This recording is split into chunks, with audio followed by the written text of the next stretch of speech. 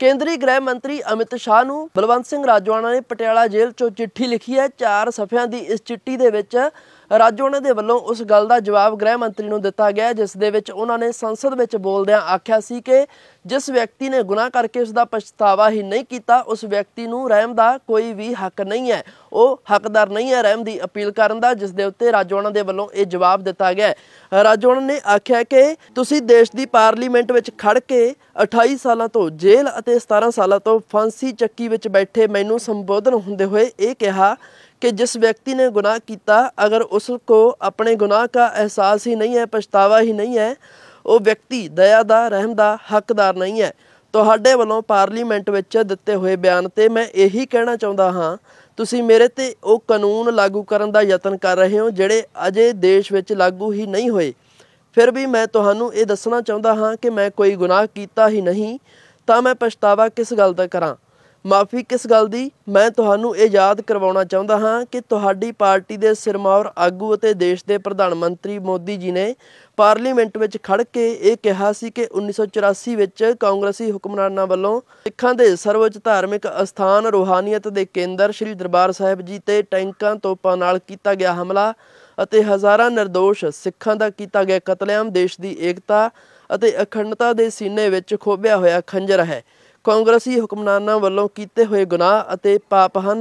हुण तुसीं ही दसो कि देश की एकता ते अखंडता दे सीने विच खंजर खोबण वाले गुनाहगारां नाल पापियां नाल खड़ना, उन्हां दी पुश्त पनाही करना गुनाह है जां इन्हां पापियां दे खिलाफ लड़ना गुनाह है। तुहाडे वल्लों पार्लीमेंट विच दिता होया बयान कांग्रेसी हुक्मरानां दे जुल्मां नाल जख्मी होईयां सिख भावनावां दा अते मोदी जी वल्लों प्रगट कीतीआं भावनावां दा अपमान है।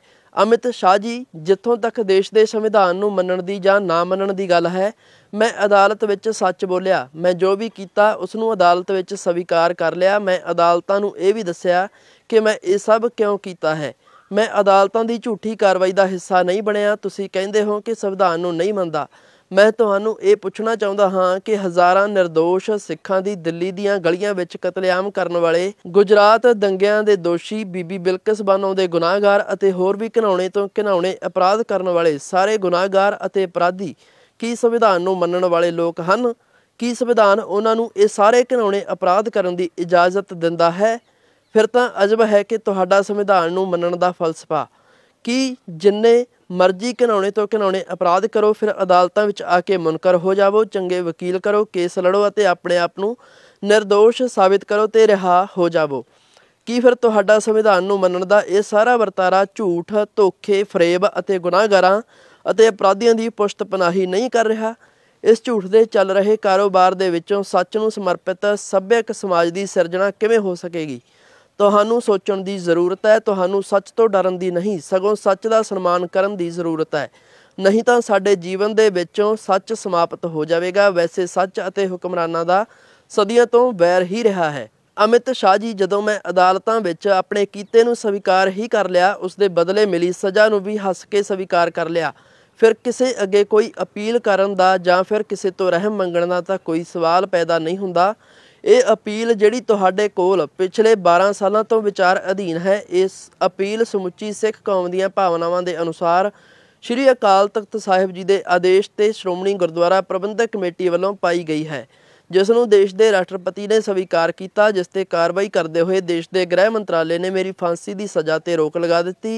जिस अपील ते तुहाडी सरकार ने श्री गुरु नानक देव जी के 550 साल प्रकाश पुरब ते एक नोटिफिकेशन जारी करके मेरी फांसी की सज़ा नूं उम्र कैद विच बदलण दा ऐलान किया। जिस अपील ते फैसला लैण लई देश की सुप्रीम कोर्ट के 3 चीफ जस्टिस साहिबान ने तुहानूं 7 आर्डर जारी किए अते जिहड़ी अपील पिछले 12 सालों तो तुहाडे कोल विचार अधीन पई है, उस अपील ते अज तुहाडे वल्लों कोई किंतु परंतु करना इन्हां सारियां ही संस्थावां दा अपमान है।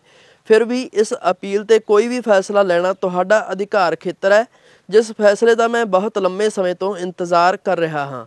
वैसे भी श्री अकाल तख्त साहिब जी तो किसी गुनाहगारां की पुश्त पनाही नहीं की जाती, सगों कौम दीआं भावनावां की रहनुमाई अते सन्मान ही किया जाता है।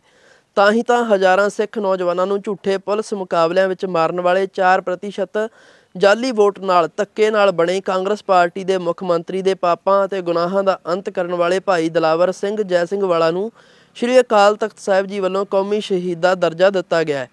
ਸਿੱਖ ਕੌਮ ਵੱਲੋਂ ਭਾਈ ਦਿਲਾਵਰ ਸਿੰਘ ਜੈ ਸਿੰਘ ਵਾਲਾ ਦੀ ਫੋਟੋ ਅਜਾਇਬ ਘਰ ਵਿੱਚ ਬਹੁਤ ਹੀ ਮਾਣ ਨਾਲ ਸੁਸ਼ੋਭਿਤ ਕੀਤੀ ਗਈ ਹੈ। ਹੁਣ ਤੁਸੀਂ ਹੀ ਜੇਕਰ ਕਾਂਗਰਸ ਦੇ ਪਾਪਾਂ ਦਾ ਹਾਰ ਬਣਾ ਕੇ ਆਪਣੇ ਗਲ ਵਿੱਚ ਪਾਉਣਾ ਚਾਹੁੰਦੇ ਹੋ ਤਾਂ ਫਿਰ ਉਸ ਦਾ ਵੀ ਸਵਾਗਤ ਹੈ। ਅਮਿਤ ਸ਼ਾਹ ਜੀ ਅਜੇ ਪਿਛਲੇ ਦਿਨੀ ਹੀ ਭਾਰਤ ਸਰਕਾਰ ਨੇ ਸਾਹਿਬਜ਼ਾਦਿਆਂ ਦੇ ਸ਼ਹੀਦੀ ਦਿਵਸ ਨੂੰ ਸਮਰਪਿਤ ਵੀਰ ਬਾਲ ਦਿਵਸ ਪੂਰੇ ਦੇਸ਼ ਵਿੱਚ ਬਹੁਤ ਹੀ ਸ਼ਰਧਾ ਨਾਲ ਮਨਾਇਆ ਹੈ।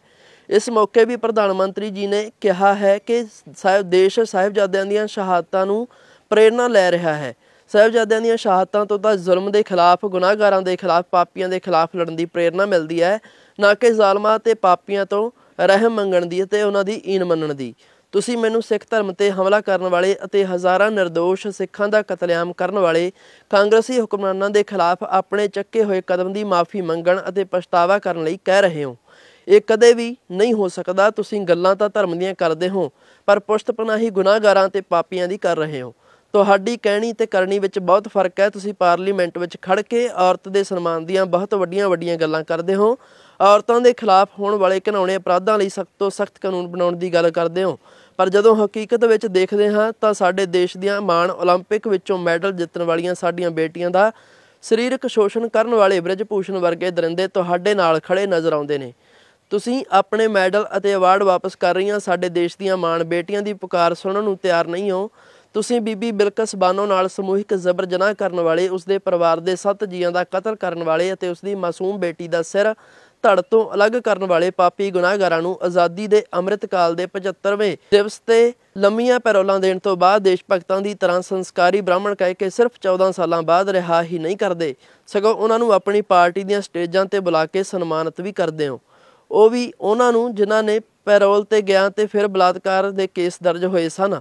ਤੁਸੀਂ ਆਪਣੀਆਂ ਸਾਧਵੀਆਂ ਨਾਲ ਬਲਾਤਕਾਰ ਕਰਨ ਦੇ ਦੋਸ਼ੀ ਡੇਰਾ ਮੁਖੀ ਨੂੰ ਹਰ ਚੋਣਾਂ ਤੋਂ ਪਹਿਲਾਂ ਸਿਰਫ ਪੈਰੋਲ ਤੇ ਰਿਹਾ ਹੀ ਨਹੀਂ ਕਰਦੇ, ਸਗੋਂ ਤੁਹਾਡੀ ਪਾਰਟੀ ਦੇ ਆਗੂ ਉਸ ਬਲਾਤਕਾਰੀ ਨੂੰ ਸਰਕਾਰੀ ਸਮਾਗਮਾਂ ਦਾ ਮੁੱਖ ਮਹਿਮਾਨ ਵੀ ਬਣਾਉਂਦੇ ਹਨ, ਉਸ ਬਲਾਤਕਾਰੀ ਤੋਂ ਆਸ਼ੀਰਵਾਦ ਵੀ ਲੈਂਦੇ ਹਨ। ਦੂਜੇ ਪਾਸੇ ਮੈਂ 28 ਸਾਲਾਂ ਤੋਂ ਜੇਲ੍ਹ ਅਤੇ 17 ਸਾਲਾਂ ਤੋਂ ਫਾਂਸੀ ਦੀ ਚੱਕੀ ਵਿੱਚ ਬੈਠਾ ਆਪਣੇ ਹੋਣ ਵਾਲੇ ਫੈਸਲੇ ਦਾ ਇੰਤਜ਼ਾਰ ਕਰ ਰਿਹਾ ਹਾਂ। ਤੁਹਾਡੇ ਇਨਸਾਫ ਦਾ ਤਰਾਜੂ ਪੱਖਪਾਤੀ ਹੈ। ਇਹ ਸਾਹਮਣੇ ਵਾਲੇ ਦੇ ਧਰਮ ਅਤੇ ਵਿਚਾਰਧਾਰਾ ਦੇਖ ਕੇ ਫੈਸਲਾ ਲੈ ਰਿਹਾ ਹੈ।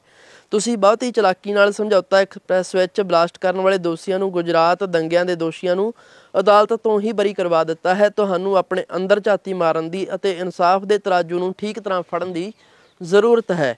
ਅਮਿਤ ਸ਼ਾਹ ਜੀ, ਮੈਂ ਤਾਂ ਸੱਚ ਦੇ ਰਾਹਾਂ ਦਾ ਮੁਸਾਫਿਰ ਹਾਂ। ਝੂਠ, ਧੋਖਾ ਅਤੇ ਫਰੇਬ ਮੇਰੇ ਜੀਵਨ ਦਾ ਹਿੱਸਾ ਨਹੀਂ ਹਨ। ਤੁਹਾਡੀ ਹਰ ਬੇਇਨਸਾਫੀ ਨੂੰ ਉਸ ਅਕਾਲ ਪੁਰਖ ਵਾਹਿਗੁਰੂ ਜੀ ਦਾ ਭਾਣਾ ਸਮਝ ਕੇ ਬਰਦਾਸ਼ਤ ਕਰ ਰਿਹਾ ਹਾਂ। ਤੁਸੀਂ ਪਿਛਲੇ 12 ਸਾਲਾਂ ਤੋਂ ਆਨੇ ਬਹਾਨੇ ਇਸ ਅਪੀਲ ਤੇ ਫੈਸਲਾ ਕਰਨ ਤੋਂ ਭੱਜ ਰਹੇ ਹੋ। ਇੱਕ ਗੱਲ ਜ਼ਰੂਰੀ ਕਹਿਣੀ ਚਾਹੁੰਦਾ ਹਾਂ ਕਿ ਰਾਵਣਾ ਨੂੰ ਗੋਦੀ ਵਿੱਚ ਬਿਠਾ ਕੇ ਸ਼੍ਰੀ ਰਾਮ ਜੀ ਦੀ ਪੂਜਾ ਨਹੀਂ ਕੀਤੀ ਜਾ ਸਕਦੀ। ਅਜਿਹਾ ਕਰਨਾ ਵੀ ਤਾਂ ਪਾਪ ਹੀ ਹੈ। ਤੁਸੀਂ ਸਮਾਜ ਨੂੰ ਕਿਹੜੇ ਸੰਸਕਾਰ ਦੇਣਾ ਚਾਹੁੰਦੇ ਹੋ, ਇਹ ਤੁਹਾਡੇ ਕਰਮਾਂ ਤੇ ਹੀ ਨਿਰਭਰ ਕਰਦਾ ਹੈ। ਤੁਹਾਡੇ ਫੈਸਲੇ ਦੇ ਇੰਤਜ਼ਾਰ ਵਿੱਚ ਬਲਵੰਤ ਸਿੰਘ ਰਾਜੋਆਣਾ ਦੇ ਵੱਲੋਂ ਇਹ ਚਿੱਠੀ ਹੈ ਜਿਹੜੀ 4 ਸਫ਼ਿਆਂ ਦੀ ਲਿਖੀ ਗਈ ਹੈ ਗ੍ਰਹਿ ਮੰਤਰੀ ਅਮਿਤ ਸ਼ਾਹ ਨੂੰ। ਇਸ ਦੇ ਉੱਤੇ ਕੇਂਦਰ ਸਰਕਾਰ ਦੇ ਵੱਲੋਂ ਅਜੇ ਵੀ ਕੋਈ ਫੈਸਲਾ ਨਹੀਂ ਲਿਆ ਗਿਆ ਹੈ। ਸ਼੍ਰੋਮਣੀ ਕਮੇਟੀ ਨੂੰ ਜੋ ਸਮਾਂ ਸ਼੍ਰੀ ਅਕਾਲ ਤਖਤ ਸਾਹਿਬ ਦੇ ਵੱਲੋਂ ਦਿੱਤਾ ਗਿਆ ਸੀ ਉਹ ਵੀ ਪੂਰਾ ਹੋ ਚੁੱਕਿਆ ਸੀ। ਤਾਂ ਇਸ ਦੇ ਉੱਤੇ ਹੁਣ ਕੇਂਦਰੀ ਗ੍ਰਹਿ ਮੰਤਰੀ ਕੀ ਜਵਾਬ ਦਿੰਦੇ ਆ ਜਾਂ ਫਿਰ ਨਹੀਂ, ਅਤੇ ਅਮਿਤ ਸ਼ਾਹ ਦੇ ਉੱਤੇ ਜਿਸ ਤਰੀਕੇ ਦੇ ਨਾਲ ਸ਼ਬਦੀ ਵਾਰ ਰਾਜੋਆਣਾ ਦੇ ਵੱਲੋਂ ਕੀਤੇ ਗਏ ਨੇ, ਤੁਹਾਨੂੰ ਕੀ ਲੱਗਦਾ ਹੈ ਕਿ ਇਸ ਦੇ ਉੱਤੇ ਫੈਸਲਾ ਹੋ ਸਕੇਗਾ ਜਾਂ ਫਿਰ ਨਹੀਂ?